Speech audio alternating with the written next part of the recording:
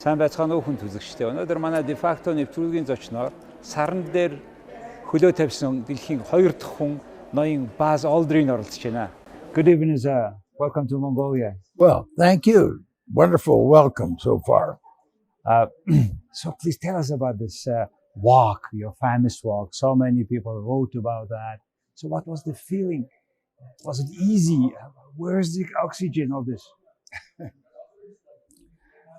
Well, we were training for that mission for over 6 months, but we knew that we were going to be part of Apollo for almost a year. So we were thinking about what it would be like. And then one flight went around the moon, orbited, Apollo 8.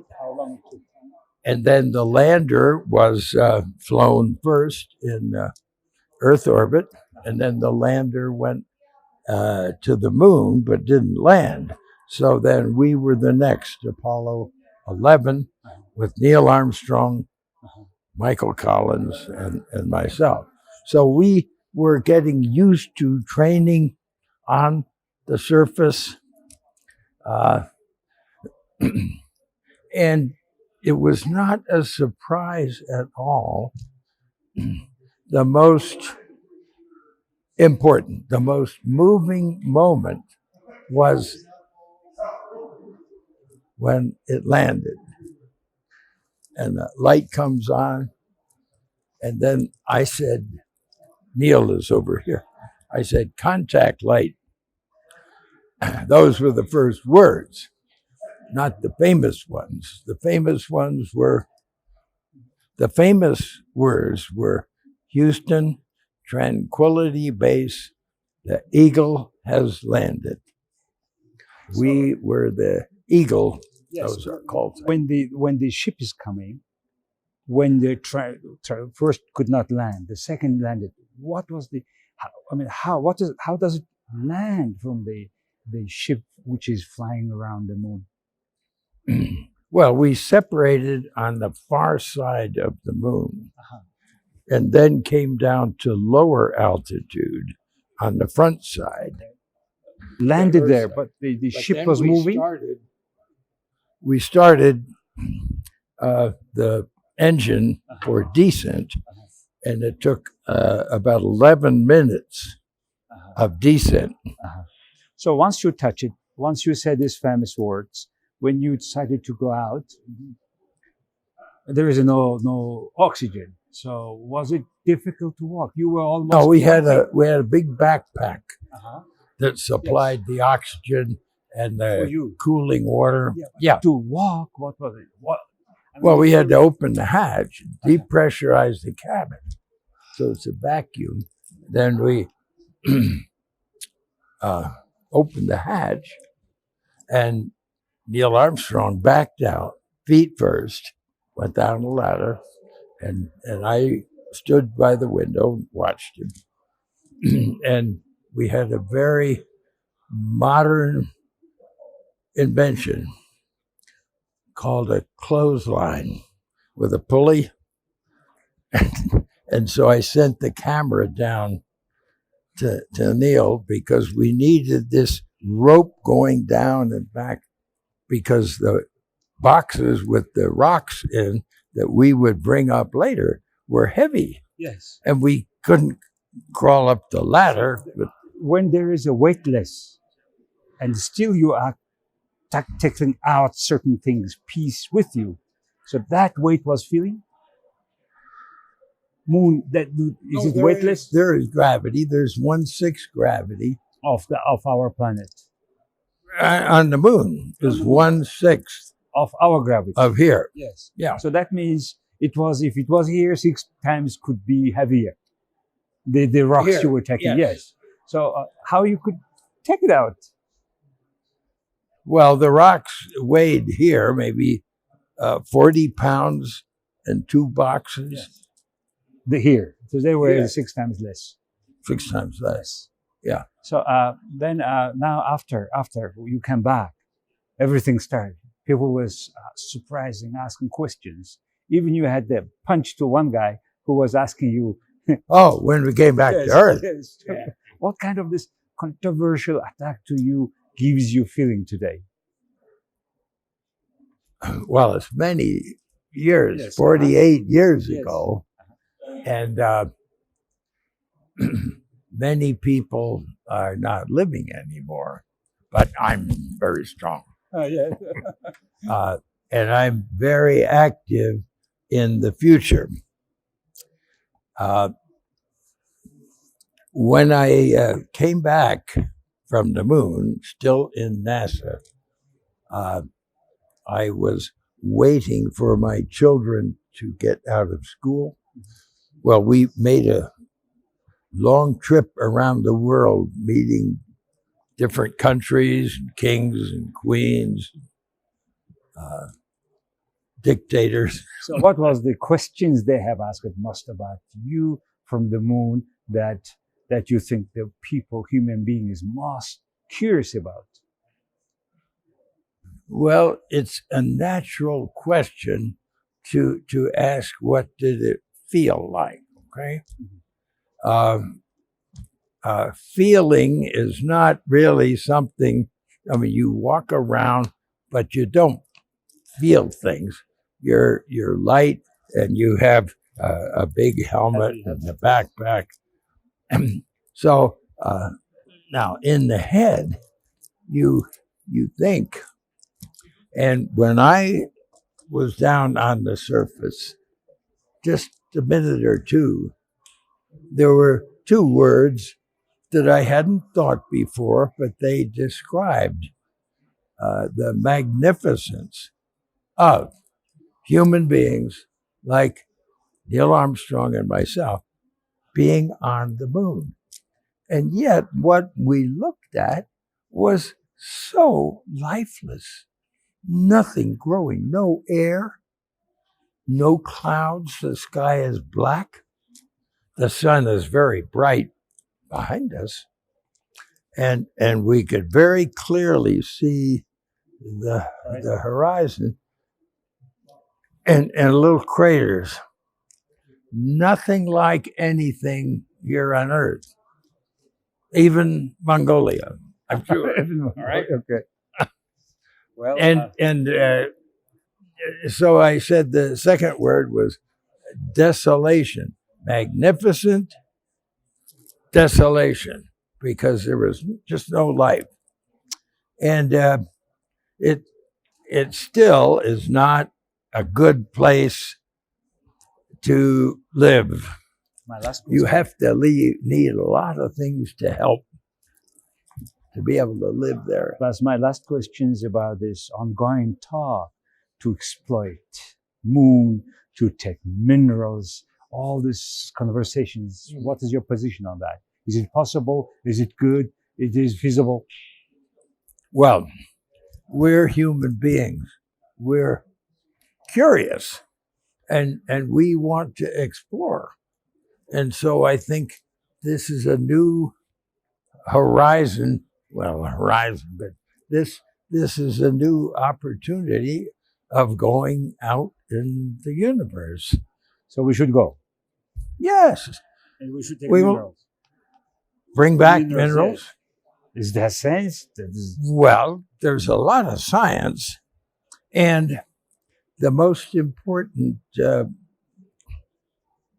substance initially is ice, water, because we can drink the water, but it is hydrogen and oxygen, and that's rocket fuel, and then we can refuel the landers to go up and down and learn how to refuel. So at Mars, there's a lot of ice, so we can have reusable landers, and we can refuel the rockets that leave around Earth and go to Mars. So water is the initial most valuable. There probably isn't anything that you could bring back to Earth unless it's a quantity, but there isn't any small diamonds or gold, but it would be because, oh, it came from there. Okay. It came from the moon. It came from Mars. But the cost of going there to get it and bring it back is very, very high. All right.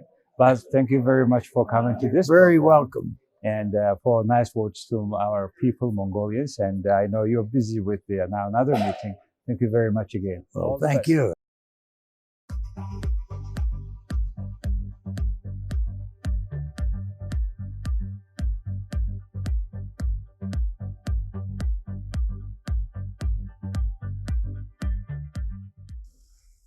Little details to get a big show going. And I feel so welcome here in Mongolia. And thank you so much. Of the three pioneers, I am afraid that the first, Tsiolkovsky, was just too old for me.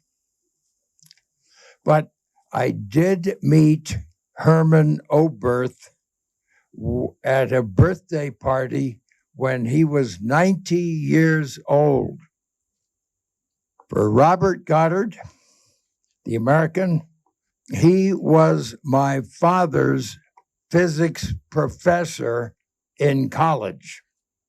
When my father finished MIT, he went to the Philippines and he met my mother, and her name was Marion Moon. So perhaps I had my destiny already set for me.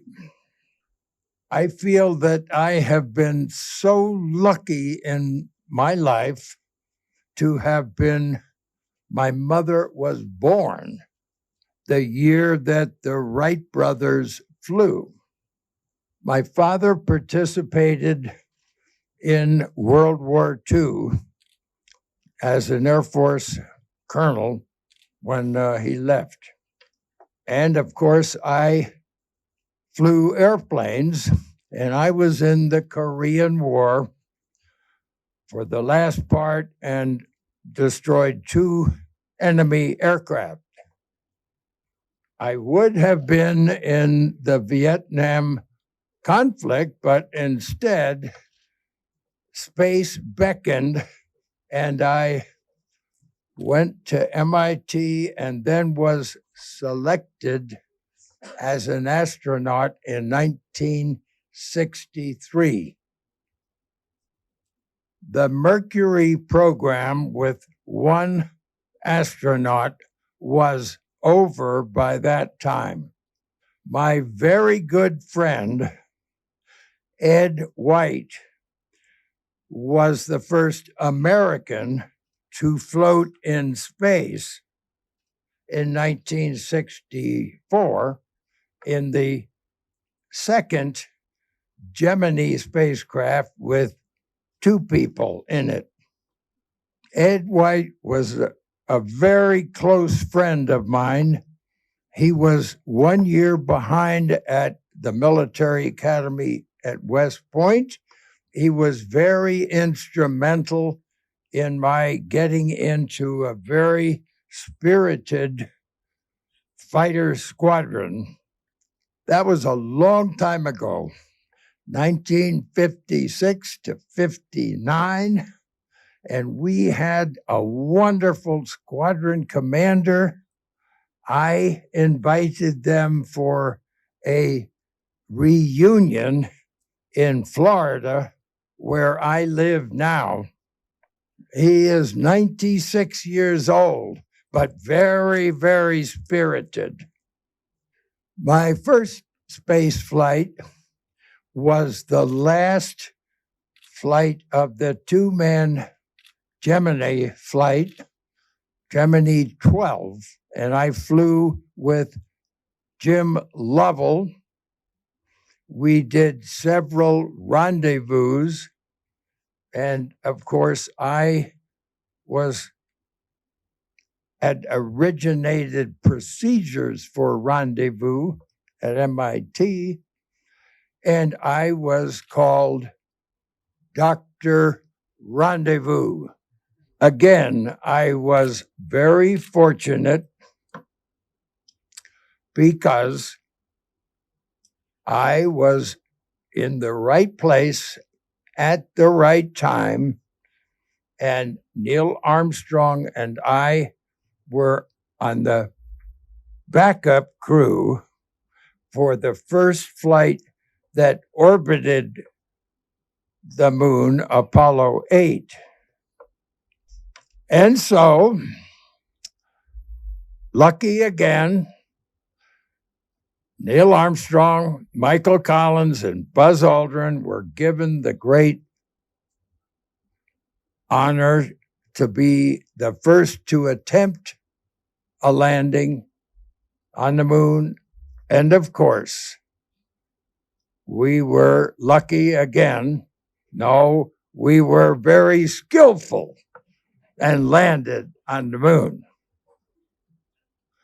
I think that the words that were left on the moon with the lander summarized very completely what Apollo was all about. And it said, "We came in peace for all mankind." My children, Andy, finally got out of school, so I went to my assignment, not at the Air Force Academy, I'd been there, but I was commander of the test pilot school, which was strange because I had never gone through the test pilot school. I began to look at new things to do in space, not just rendezvous. I know how to do that. I taught the rest of them.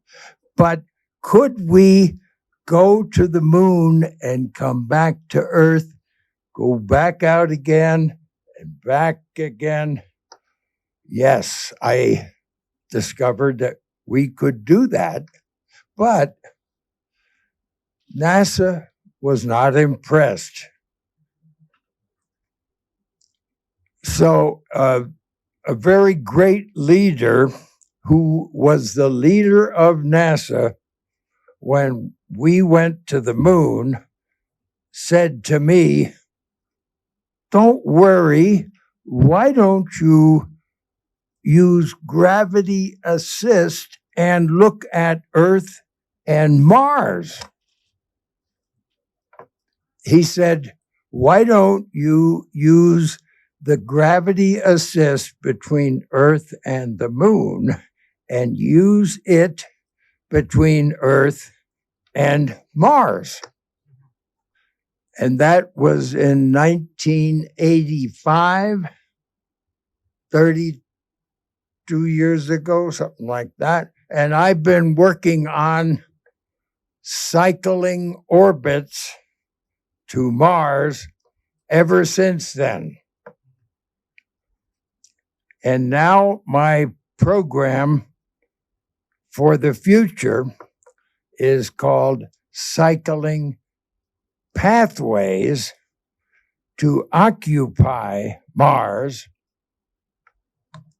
And the pathway is a cycler going around the Earth, a cycler that goes from the Earth around the moon and back and out and back. It's an Earth-Moon cycler. Then a cycler that goes around the moon and controls many activities on the moon, where I am strongly suggesting that we have a global organization called an Earth, Moon, Mars coalition of the nations that now are capable of going to the moon and beyond. And that's the United States, NASA will bring together the European Space Agency, the Roscosmos, the Russians, the JAXA, the Japanese, and the Chinese. And those 5 nations will begin to execute from Earth orbit activities on the moon and prepare very carefully to be able to go to Mars much easier. Going to the moon allows building partners. Very important to build partnership between these 5 nations, but more nations will come and join us. The last book that I wrote of 9 or 10 is called No Dream is Too High. And I will add to that, no dream is too high for those with their eyes in the sky. Thank you. Very short time here, but it's very nice. Thank you.